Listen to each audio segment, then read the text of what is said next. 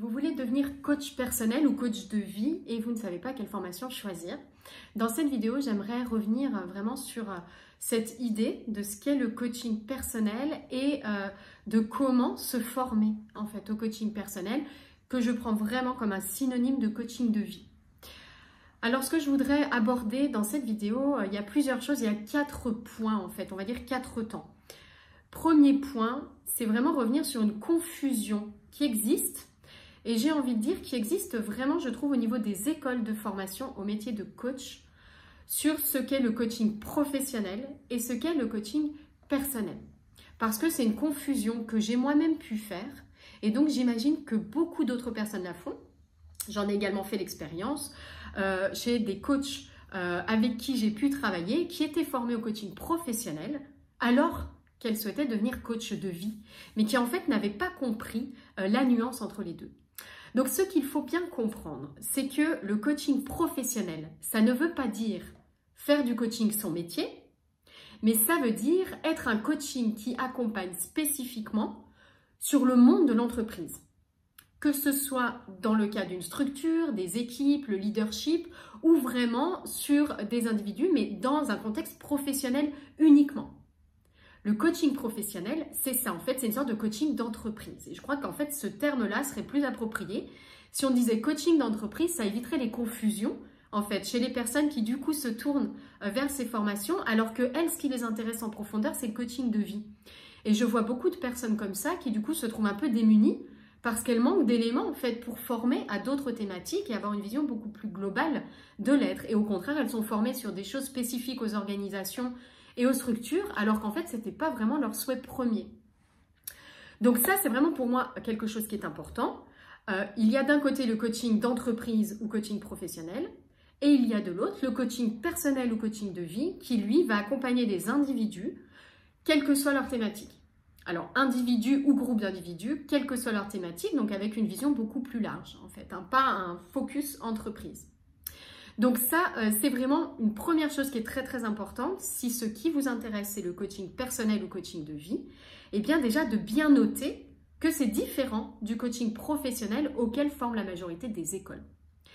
Et du coup, une chose qui est importante également à savoir, c'est que ce qui est inscrit au RNCP, au répertoire national des compétences professionnelles, donc dans ce répertoire des métiers où toutes les écoles vous disent « nous sommes RNCP », c'est uniquement le coaching d'entreprise.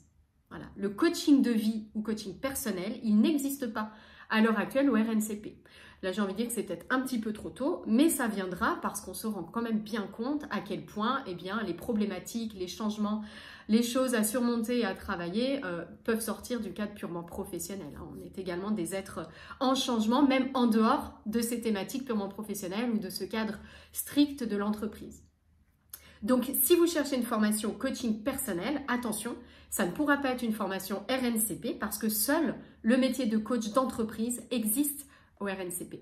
Je sais qu'il y a vraiment cette confusion et que toutes les écoles jouent un petit peu là-dessus, c'est-à-dire sur la peur de ne pas être légitime.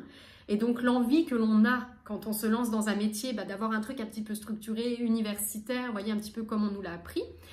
Mais attention, ça ne forme pas au métier de coach personnel ou coach de vie.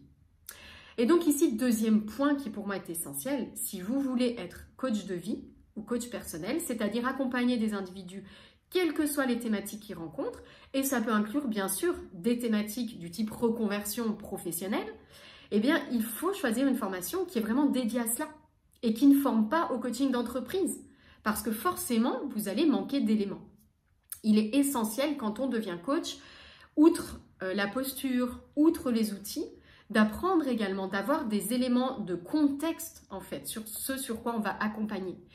Par exemple, le changement de manière générale, la communication en général et pas seulement dans un contexte d'entreprise avec son équipe, l'écoute de manière générale, encore une fois, pas seulement pour résoudre des conflits entre collaborateurs. Donc vous voyez, avoir vraiment ces éléments-là, également éléments de connaissance de l'esprit, éléments de connaissance sur les émotions, et j'ai envie de dire aussi des éléments de connaissance sur la spiritualité, en fait, sur toutes les approches qui se concentrent justement sur cet esprit, sur ce qui nous sommes. Pour moi, c'est vraiment indispensable, si on veut être coach de vie, d'être formé en fait à ces thématiques-là, de s'intéresser à ces thématiques, former, et puis on le verra après également, d'aller plus loin que simplement être formé à ça. Donc je dirais que c'est vraiment indispensable, si vous voulez être coach de vie ou coach personnel, de choisir une formation qui se concentre sur ce métier-là spécifique, quand bien même il n'existe pas au RNCP, peu importe, il existe vraiment dans les besoins actuels et dans, on va dire, le niveau de conscience actuel des gens. Il y a un vrai besoin d'être accompagné sur des thématiques qui sortent du cadre du professionnel. Moi, j'accompagne beaucoup de personnes qui ont été formées au coaching classique, donc coaching d'entreprise, et qui en fait se sentent un peu démunies parce qu'en fait, elles avaient besoin d'aller plus en profondeur pour accompagner sur d'autres types de thématiques. Donc ça, c'est vraiment quelque chose qui est essentiel. Donc maintenant, troisième point, si vous souhaitez donc devenir coach personnel ou coach de vie, comment choisir votre formation? C'est pas parce que on n'est pas RNCP, coaching personnel n'existe pas dans les RNCP, qu'il faut faire n'importe quoi en matière de formation. Et je crois qu'il y a vraiment des éléments clés pour moi à avoir quand on veut se former au coaching et surtout à ce coaching personnel. La première chose, je dirais, dans le choix de son école, c'est l'autorité de l'école, la réputation, les témoignages, l'expérience de l'école. Donc de bien faire attention à ça, d'aller chercher des personnes qui réussissent dans leur métier de coach de vie ou coach personnel en étant formés par cette école, ou bien qui sont les personnes qui forment, carrément, qui vont vous accompagner dans votre cursus de formation. Donc là, je dirais vraiment d'avoir une réflexion sur l'école elle-même, son sérieux, son approche. Est-ce que ça répond vraiment à vos convictions profondes? Voilà, est-ce que vous êtes en accord? La deuxième chose que je trouve essentielle, c'est une formation qui va vous former à des outils, mais pas que à des outils. C'est-à-dire qui va en fait avoir bien à l'esprit qu'au-delà des outils que vous allez pouvoir utiliser dans vos coachings, il y a vraiment un autre travail essentiel à faire sur la posture, l'être coach. Parce qu'en fait, au-delà des outils, c'est vraiment dans la relation à l'autre, et donc la relation à soi, que l'essentiel, que les enjeux en fait existent dans cette réussite du processus de coaching. Donc ça, je dirais que c'est vraiment la deuxième chose à vérifier absolument. La troisième, c'est de s'assurer que cette formation va vous transmettre des éléments de connaissance dont je parlais tout à l'heure sur l'être, qui je suis dans sa globalité, les émotions, les changements, tout ce qui nous traverse dans la vie, vraiment ce processus de vie, et également des éléments sur les émotions moins agréables, enfin donc vraiment quelque chose de complet sur l'ego, avec, je le disais, une prise en compte de la spiritualité, des différentes approches, des différents courants et donc de ce qui est proposé. Et puis, au-delà de ces différents éléments, une formation qui vous aide à les intégrer, en fait, ces éléments. Donc, à travailler sur vous. Parce que dans cette posture de coach dont je parlais, dans la réussite du processus de coaching, il y a vraiment l'importance de ce travail sur soi. Comment est-ce que le coach lui-même intègre tout cela? Comment il a travaillé sur ses propres peurs? Comment il a travaillé sur ses propres besoins? À quel point, en fait, il a fait l'expérience de tout cela? Parce que c'est là que vous allez être juste dans votre posture de coach, dans votre être coach. Et c'est là que les outils vont avoir du sens. Les outils sans ce travail n'ont aucun sens. Et puis je dirais que la quatrième chose essentielle à bien avoir à l'esprit pour choisir votre formation de coach de vie, c'est la dimension entreprise. Créer, s'installer, réussir en fait dans son projet d'entreprise. Parce que contrairement au coaching d'entreprise, il y a vraiment une place à se faire en ce qui concerne le coaching de vie. Des tarifs un peu moins élevés, les consciences s'ouvrent en fait doucement à ce besoin-là. Alors doucement, pas vraiment, de manière assez rapide. Mais il y a vraiment ici des éléments à avoir. C'est bien souvent difficile, je sais, quand on veut être coach de vie, on est avant tout guidé par des valeurs humaines profondes, de partage, de générosité, d'utilité, etc. Et bien souvent, cette dimension, proposer ses services et les vendre est difficile. Et donc avoir une aide vraiment profonde à ce niveau-là, dans votre cursus de formation, c'est indispensable. Et je ne parle pas de créer son entreprise, quelle structure je choisis. Ça, c'est 1% du sujet, en fait. C'est très rapidement traité. C'est vraiment tout le reste. Qu'est-ce que je fais de ça? Comment je réussis? Quelles sont les étapes clés? Comment je communique? Voilà, quel coach j'ai envie d'être, etc.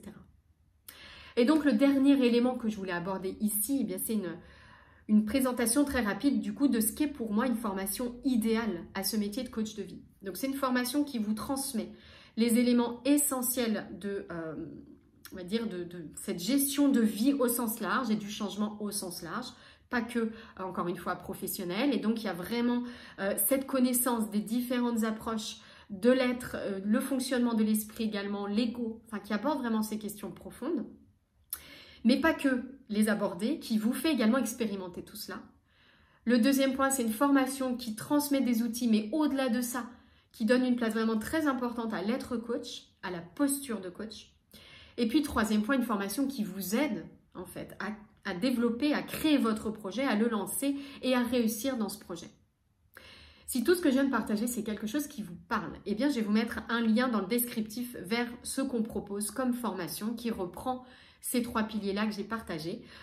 Si vous sentez quelque chose résonne en vous ici, je vous invite soit à télécharger le livre blanc. D'ailleurs, c'est peut-être le point de départ le mieux, c'est télécharger le livre blanc qu'on a fait sur le coaching. Vraiment une enquête auprès de plusieurs centaines de coachs qui ont répondu à tout un tas de questions et ça nous a vraiment permis de faire un état des lieux assez précis de ce coaching, de comment réussir en tant que coach et donc partager bien les valeurs clés de notre école de coach puisque nous formons au coaching de vie ou coaching personnel. J'espère que cette vidéo vous a plu. Si vous avez des questions, n'hésitez pas à me les partager en commentaire. Très très bonne journée à vous.